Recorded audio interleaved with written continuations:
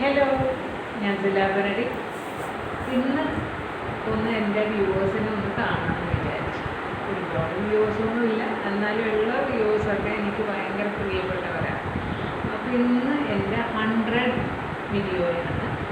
ഇത്രയും വീഡിയോസ്, അതായത് 99 വീഡിയോസിനും എനിക്ക് സപ്പോർട്ട് ചെയ്ത്, ഷെയർ ചെയ്ത്, സബ്സ്ക്രൈബ് ചെയ്ത്, വാച്ച് ചെയ്ത് എല്ലാവരോടും ഒരുപാട് താങ്ക്സ്.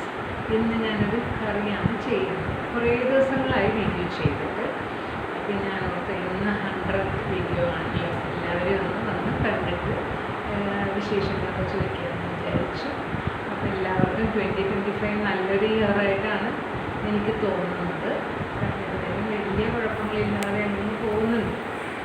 അപ്പോൾ എല്ലാവരും ഇനി ഫ്യൂച്ചറിൽ എന്നെ സപ്പോർട്ട് ചെയ്യുക, ഷെയർ ചെയ്യുക, സബ്സ്ക്രൈബ് ചെയ്യുക. God bless you all. ഇന്ന് ചൊറകാണ് കിട്ടിയിരിക്കുന്നത്. അപ്പോൾ ഇത് ചൊറക് ക്ലീൻ ചെയ്യാൻ വളരെ എളുപ്പമാണ്. നമ്മളൊരു പാത്രത്തിൽ കുറച്ച് വെള്ളം എടുത്തിട്ട് അത് തിളപ്പിക്കണം. നല്ലതുപോലെ തിളക്കുമ്പോഴേക്കും ഇത് ഈ ചൊറകിലേക്ക് ഒഴിച്ച് മീനിൻ്റെ എല്ലാ ഭാഗവും നല്ലതുപോലെ ഡിപ്പാക്കണം. അത് കണക്ക് തിരിച്ചും മറിച്ചും ഇട്ട് ഡിപ്പ് ചെയ്തെടുക്കണം. ഇനി ഇത് ഡിപ്പായി കഴിയുമ്പോഴേക്കും ഒരുപാട് നേരമായ വെന്ത് പോകും. അതുകൊണ്ട് കറക്റ്റ് ആ ഒരു ഡിപ്പായി കഴിയുമ്പോൾ തന്നെ റണ്ണിങ് വാട്ടറിലേക്ക് വെക്കുക. അപ്പോൾ ടാപ്പ് തുറന്നിട്ട് വെള്ളം ഇങ്ങനെ ഒഴിച്ചു കൊടുക്കണ വിധം. ഇനി നമുക്ക് കൂളായി വരുമ്പോഴേക്കും ചൊറകിൻ്റെ ആ ഒരു സാൻഡ് പോലത്തെ ഒരു കോട്ടിംഗ് ഉണ്ട്, അത് ഈസി ആയിട്ട് നമുക്ക് ഇളക്കിയെടുക്കാൻ പറ്റും. കണ്ടോ, ഇപ്പം എല്ലാം നല്ലതുപോലെ ക്ലീൻ ചെയ്തെടുത്ത് ഇനി ഇത് നമുക്ക് കട്ട് ചെയ്തെടുക്കണം. ഇപ്പോൾ ചൊറക് നല്ല വെള്ളക്കാരൻ്റെ മാതിരിയായി. ഇനി നമുക്ക് വേണ്ടത് ഇഞ്ചി, ഉള്ളി, പച്ചമുളക്, വേപ്പില, ഓട്ടുപുളി. ഇതെല്ലാം ഒന്ന് ചതച്ചെടുക്കണം. ഇഞ്ചി, ഉള്ളി, പച്ചമുളക്. ഉള്ളി അത് ഒരു 3-4 എണ്ണം ഞാൻ മാറ്റി വെച്ചിട്ടാണ് ബാക്കിയുള്ളത് ചതച്ചെടുത്തത്. ഇതിൻ്റെ കൂടെ തന്നെ നമുക്ക് ഫിഷും കട്ട് ചെയ്തെടുത്തിട്ടുണ്ട്. ഇനി ഒരു ചട്ടി എടുത്തിട്ട് അതിലേക്ക് ചതച്ച് വെച്ചിരിക്കുന്ന പച്ചമുളക്, ഉള്ളി, ഇഞ്ചി, വേപ്പില അതെല്ലാം കൂടിയിട്ട് അതിൻ്റെ ഒപ്പം തന്നെ ഫിഷും കൂടെ ആഡ് ചെയ്ത് ഇതിലേക്ക് ആവശ്യത്തിന് വെള്ളവും കുറച്ച് ഉപ്പും കൂടെ ചേർത്ത് നല്ലതുപോലെ ഒന്ന് യോജിപ്പിച്ച് സ്റ്റൗവിലേക്ക് വെച്ച് വേവിക്കാൻ വെച്ചു. ഇങ്ങനെ ചെയ്യുമ്പോഴേക്കും നമ്മുടെ മീനിൻ്റെ മാംസത്തിന് നല്ലതുപോലെ ഉപ്പും പുളിയെല്ലാം പിടിച്ചു കിട്ടും. 3-4 ഉള്ളി മാറ്റിയിട്ടുണ്ട്, വേപ്പിലയും മാറ്റിയിട്ടുണ്ട്. ഇത് ലാസ്റ്റ് ഒന്ന് താളിച്ചിടാൻ വേണ്ടിയിട്ടാണ്. നമ്മൾ കറി അങ്ങോട്ട് സ്റ്റൗവിലേക്ക് വെക്കുമ്പോൾ തന്നെ നമ്മൾ മിക്സ് ചെയ്യുമ്പോൾ വലിയ കുഴപ്പമില്ലാതെ നമുക്ക് മിക്സ് ചെയ്യാൻ പറ്റും, പൊടിഞ്ഞൊന്നും പോവില്ല.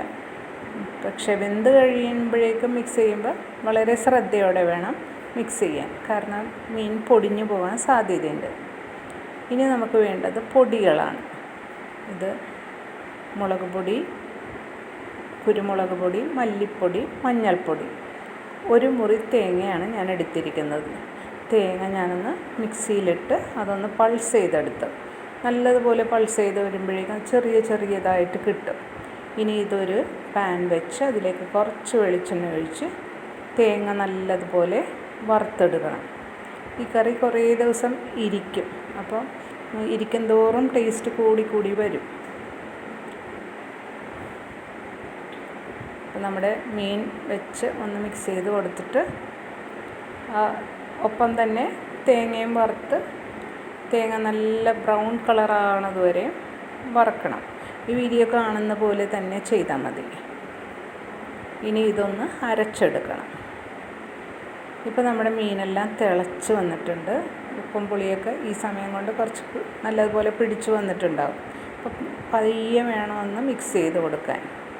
ഇനി നമുക്ക് പൊടികളൊന്ന് ഡ്രൈ റോസ്റ്റ് ചെയ്യണം. ഓട് കാച്ചണം എന്നാണ് ഇതിനെ പറയണത്.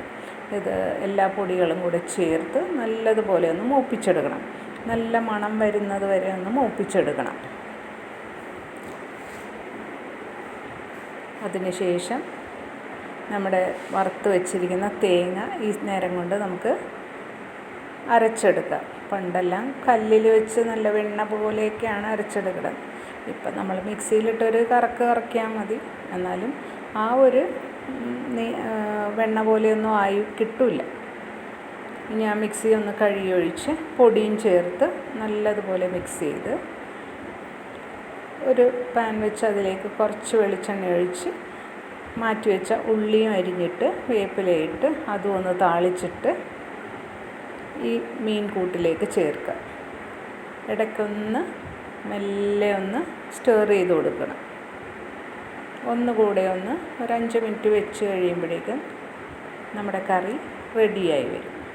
എണ്ണയെല്ലാം തെളിഞ്ഞ് സൂപ്പറായിട്ടുള്ള കറി തെളിഞ്ഞ് വന്നിട്ടുണ്ട്. ഇനി നമ്മുടെ ഊണിന് ഒരു പച്ചക്കറി. അത് ഇന്ന് ഞങ്ങൾക്ക് പയറായിരുന്നു.